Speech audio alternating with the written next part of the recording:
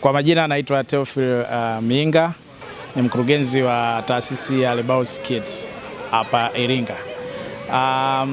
Tunafanya hii project ya mradi wa kuwapima watoto macho ambao ni marudio. Tulianza 2023, miaka kama 2-3 imepita, na tuliona mwitiko kwa watu ulikuwa ni mkubwa sana, hasa kwa watoto.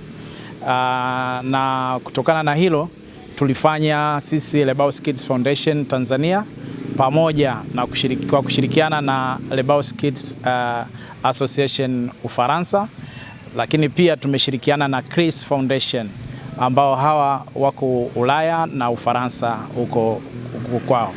Lengo letu kubwa ni kupunguza matatizo ya watoto hasa kwenye uoni, lakini pia kuweza kuwasaidia kuifikia jamii hasa kwenye matatizo makubwa ya macho. Tunawashukuru sana serikali na wadau wote ambao tumeungana wote kwa pamoja kuhakikisha hili jambo linatimia kwa wakati sahihi. So, because many children suffer with vision problem without knowing it. However, this problem can be easily detected.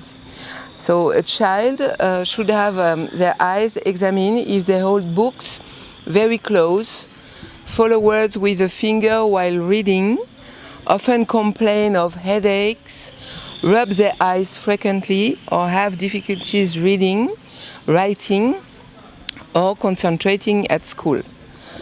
An uncorrected visual problem can cause fatigue, eye pain, poor school performance, and sometimes change in a child's behavior. Wearing eyeglasses can effectively correct this problem and quickly improve visual comfort, learning ability, well-being, and social interaction with other children. Kwa majina anaitwa Rose Francis Mhelela, natokea katika shule ya msingi Mtwivila. Ninasumbuliwa na ugonjwa wa macho. Pale ninapoangalia ubaoni nashindwa kuona vizuri kwa sababu macho yananisumbua. Muda mwingine huwa yanawasha hadi nashindwa kusoma. Macho huniathiri katika masomo yangu. Wakati wa kujisomea huaga nashindwa kuona vizuri, wakati mwingine macho huaga yananiwasha.